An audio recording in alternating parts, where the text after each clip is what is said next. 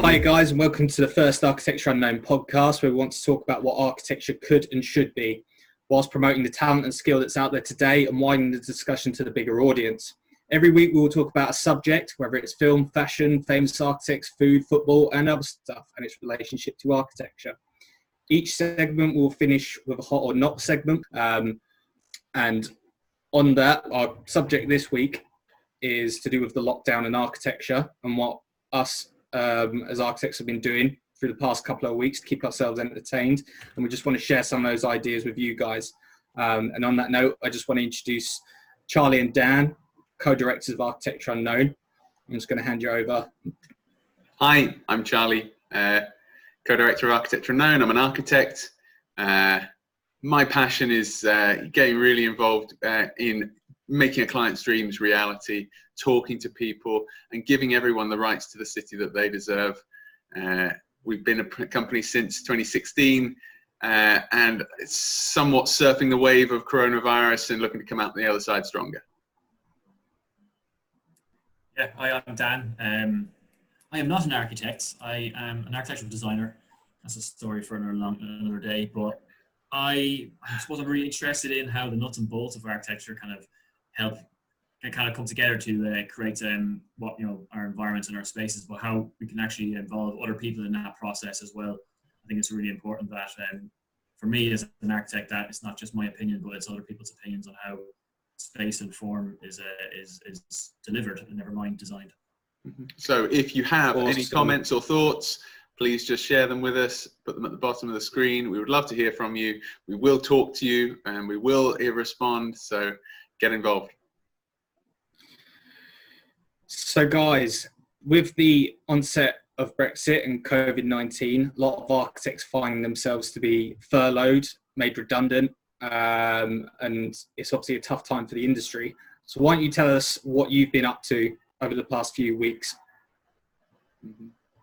Yeah, it's a really crap time for a lot of people, isn't it? I think a lot of people are sitting at home, twiddling their thumbs, but not really much to do. But I think for us, and for me especially, I've kind of tried to see this as a time for, well, after the initial kind of 3 weeks of so not sure what to do, I've had to kind of start to reflect on what I want to do as an architect. And I've been kind of, looking at different ways to kind of explore different avenues of interest. I've been out in the garden a lot more, but I've been actually constructing things. So I actually decided to build a barbecue space area for my landlord as well. So I got out and started actually using my hands and understanding the actual size of a classic Victorian brick. It's actually not as small as I thought it was. They're bigger than average bricks, and I think I've been probably specifying them kind of wrong over the last few years, but I know much more about them and the understanding of how to actually bond the two of them together. And I must say that whoever invented the frog in a brick is an absolute genius, because it makes bricks stick so much better together, as I've learned when I went out in the morning, and that hasn't stuck. I've also been using getting out and using the saw and my joinery skills, building a bit of a canopy and things like that as well. So joinery skills. Yeah. I've made some very good housing joints, which I've never done as well in my life. So I'm very proud of that fact. But yeah, it's about, I've been trying to kind of just think of other things to do. I've been doing yoga in the morning as well, instead of my gym routine, and just really kind of exploring different kind of books and different and different stuff on TV than I would normally. It's kind of about trying to kind of, there's no routine, and it's also good to kind of also accept that you're not having your routine as well. That was hard. That was hard to accept. I don't know you guys, but it took me a while to kind of go, no, it's okay to get out of bed at 9 in the morning, instead of 7. It's okay to go to bed at 2 o'clock in the morning because you get out of bed at 9 in the morning. But you feel guilty. But it's important to realize that these are different times, and it's okay to feel a bit uneasy about it. What are the biggest things you're struggling with at the moment? No gym is kind of was tough. Huge gym buff, you. Not that you could know just by looking at them. Skinniest man alive. The gym for me was always a way. It's become a way of kickstarting my routine, my day. So basically, without the gym, there's no routine. Without leaving the house, there's no routine. I've always spent my whole life as well, kind of fighting against doing work at home, and now I have to do work at home. Like even in school, I never studied at home. I would, do classes in school, extra study classes and stuff, because I hated bringing anything inside my house that involved work or study. So yeah, that's been really tough. Charlie, what about you? It's a change of mindset, isn't it? Yeah, it's a massive change of mindset. I mean, for me, well, I just got 2 new cats, so that's been taking up some of my time. In the architecture world, I have, well, I've been working actually, and not to put too much of a positive spin on it, but because I know that there's a lot of architects and other professionals out there who are having a really tough time. People who are dependent on companies, people who are dependent on income of those companies. And in a way, we are obviously in that same boat, but to such a lesser extent, mainly because we're such a small company and both directors of it. And so, yeah, we have the opportunity and the privilege to see the coronavirus as a time to really reflect on our practice, work towards a diversifying our workflows. I guess that one thing that the coronavirus has shown me is that, the diversity of your practice is its strength.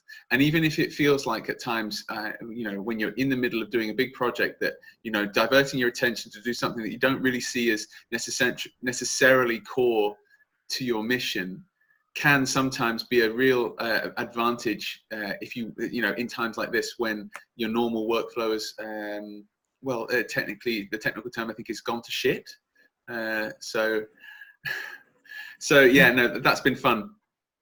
Such a positive time, isn't it? You can look at the positive time instead of negative and think, well, I could sit here and go, oh, I haven't got a project, I haven't got this, or you need to kind of go to yourself, right, okay, what have I always wanted to do that I'm not doing now? And here's a chance to maybe actually do it, be it for your company or be it for your personal self. Yeah, absolutely. So guys, well, I mean, we know that there's obviously things like the furlough scheme out there to help architects individually. What about practices in terms of? There's nothing, not for practices as a whole. I mean, the point, it's an interesting one because obviously businesses are made up of the people that work in them. And I think a lot of employers, especially larger ones, sometimes forget that, their business is not their projects, it's actually their people. And when they don't take care of the people who work there, their businesses are poorer for it, even if they have big projects going on. So, but the coronavirus, retention schemes and all those, they tend to focus on that and provide for employees rather than for businesses. So any business support is tied to repayment. So you're basically borrowing from your future self and hope that things will get better. And I don't know, I think a lot of people are uncomfortable with debt. I know I am. I think it's a conversation that everyone needs to be having internally, but, it's a gamble. And so much of our business in terms of the projects that we do are gambles. How do you know as a client from the client side that in 2 years' time you're going to have enough money and a need for a building that you're only starting to talk about now? It's all about confidence at the end of the day, and that's why architects get so affected by swings in the market, because our business is about confidence. So yeah, in terms of the business. What about you, Sean? How's it affected you? I think our last conversation might lead on to that. Yeah, just a little bit. So a lot of practices have chosen to furlough their employees. However, I found in my most recent position that the director chose not to furlough quite a few of us and made us redundant at the end of March. Your first kind of step to look at are possibly asking the ARB and RIBA, the main institutes in architecture. Unfortunately, the ARB just highlighted that it was an unfair situation, but the furlough scheme is optional. And if the directors choose not to do it, then that's up to them. But it does mean that they've left their employees in a windless economy. And therefore, you are going to have to try and survive for the next few months. Mm-hmm. But it's quite interesting because I've always advocated for architects having skills that can be transitioned. And there are jobs out there, whether this is in retail, the care sector. There's no shame in it, which is once you get made redundant, it does beat you down. But if you stay positive and optimistic, you will find stuff to do, like Dan said earlier, you've now got time to do stuff that you didn't have to do previously. I mean, when I worked at Hodders, I was asked to work on illustrations for a book, which I've only just started the last 2 weeks, and we're now developing that with a client for a kid's book, and I'm really loving it. It's a complete change from architecture, but it's still got that drawing element to it. Similarly, for me, I've been really enjoying presenting new online tutorial courses that are helping young architects train in the necessary basic skills for draftsmanship and draftspersonship, what I like to say personally. So I think there's lots of opportunities for us to use our transitional skills. And to go back, when you talk about retail and it not being a shameful thing, I actually think it's a real positive thing. Certainly, my time in retail certainly shaped my approach to client interactions, and it's I think a massive benefit and a massive skill that people lack when they just fresh out of architecture school if they've not had that experience. Yeah. I think dealing with a baying mob of 300 punters at a bar looking for pints of Guinness has really helped me kind of just empathise with clients who are just wanting to get right at home, Dan. Right at home, But either side of the bar. It's just the management as well, and understanding that it's just that's the situations and dealing with customers is really good. So don't be afraid to go get other jobs as well, guys. I think there's also getting a job, even a part-time job, can allow you then to explore other things which are of interest to you, be it doing like a book illustrations as well that may be leading to a job in the future, or if you're furloughed, look as a positive. You might be down some money, but you actually got now all this extra time, and time is money, so you got time to do things. Start a company, maybe get your business plan sorted, your ideas on paper. You might use it for another 2 or 3 years, but it's a really good time to kind of sit down and start doing that. Like some of the things we're doing as a company as well in our kind of spare time is going back over kind of policies and documents and contracts, and setting ourselves up for the future. Stuff we might need if we grow in the future, so we can hit the ground running. Because if you need to hire 3 or 4 staff and you haven't got the documents there, if you're really busy, that's because you need a staff. You're not going to turn around and go, all right, now let's write this policy document that we need for these new staff members. Now's the time to do it, isn't it? So it's about preparing for the future as well, isn't it? And trying to see everything as a positive and preparing on the future. I mean, obviously we heard the announcement from the PM on Sunday, and basically they can't sustain the furlough scheme at 80%, and that's why they're trying to get people back to work. I mean, they've approached it as they're getting the Premier League back to boost morale, and they're getting construction workers back so they can't work from home. I mean, we all know that construction industry contributes 7% to the UK's GDP, and 3.7 billion that's produced from the Premier League goes straight to the tax man. So we know why they're trying to get people back to work, but there's going to be a recovery time. So it's still an uncertain time for many architects, because I don't know about you guys, but I think it's too soon for construction to go back from a safety point of view. I mean, I know that you guys touring a building site, it's almost impossible to maintain social distancing. So what's your opinion on the idea that that the government is in essence saying that the coronavirus is only going to affect people who are, manual labor, relatively poor sometimes, and in positions where they can't safely isolate? I just don't like the idea that Premier League footballers and construction workers are kind of isolated while everyone else has still got to stay at home. I don't know if you guys agree. Yeah, it's the same thing, isn't it? I think the building work the construction workers are allowed to go back. They can't self-isolate, and footballers will go back. They can't self-isolate, but there's a different disparity of where they come from and where they live, and access to money and and houses. Testing as well. I mean, I bet you that those footballers will be tested before they play. Exactly. Yeah. Will every single construction worker be tested? No, you can't apply to do it, but I just don't think that'll happen. To the same levels. So but I understand that we got to get back, but to things moving. But it sounds like herd immunity to me again. Does no one think that we're going to have a second wave once people start going back to work? I think it's inevitable, whether we like it or not, no matter what we do. There will be a second wave. It all depends how big that second wave is. If it's going to be, to this point or to this point, there will be a second wave when we all start congregating again. So, I mean, did anyone hear what Danny Rose had to say about the Premier League coming back? Who's Danny Rose? He's England's footballer. Well, we know football fans are in this group.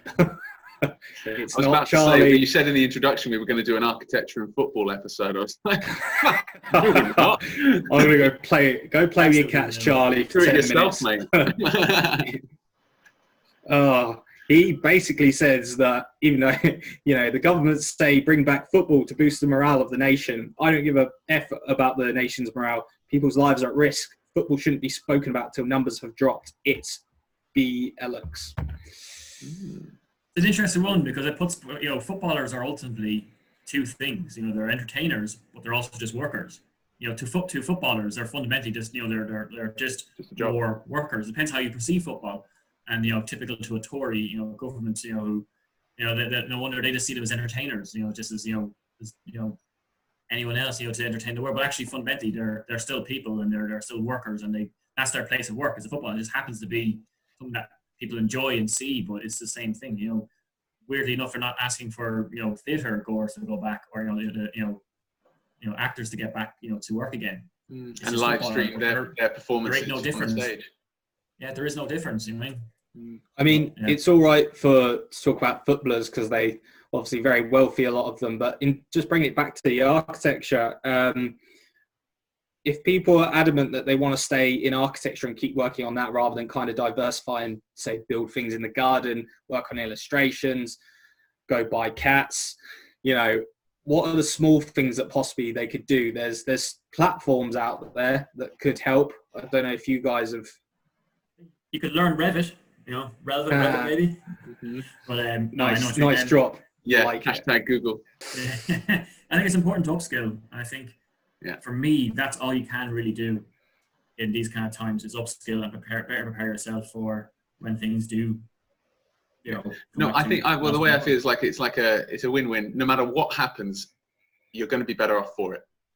There's no way that you're going to learn new skills and be worse off for it when whatever happens. Either you'll apply them to recover in your current way of working, or they'll make you better prepared to go and get a new job.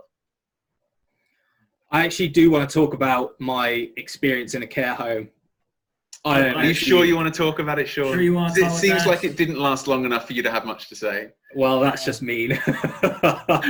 So the whole experience lasted a week and a half, actually. So I'm calling it my residential healthcare experience. I feel kind of bad because I gave you a reference and you didn't. You only lasted a week and a half. It wasn't worth the paper it was written on. Spent time on that. I knew Charlie spent time on his. That's cool. I didn't know mine, to be honest. I didn't. Sean worked here for 6 He performed adequately. I mean, it's a big eye opener to what they've got to do. But they were offering 12 weeks of training, and I think it was best that I'd step down and do what your actual calling is. And I think that's, with all this time off, it allows you to really think about what's important to you and what your real calling is. Just because you've had a setback in architecture doesn't mean that you should stop doing it. So on that note, let's get back to architecture and our wonderful little kind of segment of Hot or Not. This will be returning every week, so get used to it. Get used to enjoying it. We do want you to, if you got ideas or you see a building you really love or you don't, do drop us a message on our Twitter and discuss it. But the very first project we want to talk about is something that I'm really kind of passionate about, is as it's different materials and different forms of construction. So, is this your hot or not, Dan? This is, sorry, yes, well, we could do on hot or not, but my hot building for this week is this Cambridgeshire flat house. It's done by Practice Architecture in Cambridgeshire on Margaret Farm, which is a big farm that grows hemp. So it is basically like we call it it is like a prototype house. Well, it is being used Circular and lived in as well, but it is a prototype house to kind of showcase the wonderful array of uses that hemp can be, used for in construction. It's a incredibly stunning building, bar just the materials, but they've exposed the walls inside because they've used hempcrete in the walls, and they've made panels of hempcrete in the between timber. So it is like a kind of like a highly sustainable building.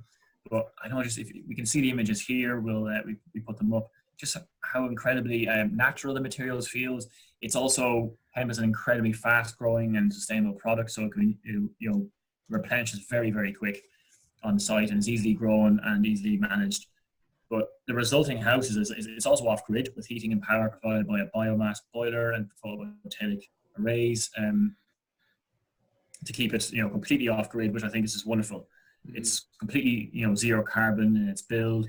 Yeah, it seems like the right side of sustainability, where it's really like to the earth. I think there's a whole side of sustainability and environmental design that's basically just tech. And the best way of being sustainable is to make something close to home out of the things that are around it and make it really well insulated. And if you have extra money, off grid for power and hot water. I mean, like they've really kind of worked really hard to design out all plastics where possible. So it's got very low embodied carbon where compared to conventional construction as well, which I think absolutely. There's no point building a really sustainable building out of concrete block. Yeah, or plastic and metal. So because the embodied energy in that is quite high, you might be cutting it back elsewhere, but I just don't think it works. In my opinion, and I think this building is a perfect example of keeping true to that carbon neutral and carbon zero form of construction, yet also being incredibly beautiful as well. These spaces, the tones of the colors are just, it's wonderful. It's not, so it for me, it's hot, not just because of the beautiful architecture, but also how the construction that is, the construction system that it uses and how it actually kind of marries together to be truly zero carbon building. Mm-hmm. What's your thoughts on that, guys? Well, with the RIBA kind of declaring a climate emergency, which has all been kind of wiped over with the recent corona virus, but it's so on point, this project, and it's what I like is that it's really humble inside. It doesn't try to be flashy, as Charlie was Dan. It was about not loads of technology. It's just a really simple design. Couldn't agree more. The walls are breathable as well, so it does kind of lend to a healthy environment as well, which a lot of the modern buildings we live in just aren't healthy to us. The requirements for passive house, they require so much additional solutions to easy to solve problems. Making the building as this hemp house, breathable walls means that you don't need membranes, you don't need extraction, you don't need an air change unit. It's just simple and achievable in a lot of ways for a lot of people. The hemp thing and the design of it obviously is very, very high end, but the principles of the project are widely applicable. So a real project to look at, even in mass housing. Yeah, absolutely. I think, and it can be used across so many different things. The cladding is used from hemp. It's not just hempcrete. There's many different kind of forms that you can use hemp. Insulation as well. And so yeah, it's such a widely, I don't know, in a way it was for many years it was derided as well because it's linked to weed and stuff like that. But I really hope that hemp can be one of the kind of futuristic materials which will and change the landscape of the building environment. Futuristic and at the same time as old as time. As old as time. The reason we don't see as many projects like this, I think, is because practices are afraid to explore those different avenues. But recently, the RIBA produced a sustainable guide, which I believe was headed by the chair of the Sustainable Futures Group, Gary Clark. And in it, if you go to his guide and look at page 8, there's actually a series of principles laid out like the RIBA plan of works that you can apply to your typical project. I mean, it's great talking about these projects. I now want to start communicating that and saying how practices can actually apply this if they are thinking of diversifying into that sustainable side. It's not about architects being territorial anymore. It's about sharing the knowledge and creating steps in order to do that. And I hope in the future we'll be able to, especially with the wiki house that we're so passionate about at the moment. Local materials, looks at digital technology. We've got a few projects, haven't we, at the moment that are potentially will go live after the virus. But I hopefully they come through. I don't know what you guys think about the steps towards a practice going from not sustainable to reaching its sustainability targets.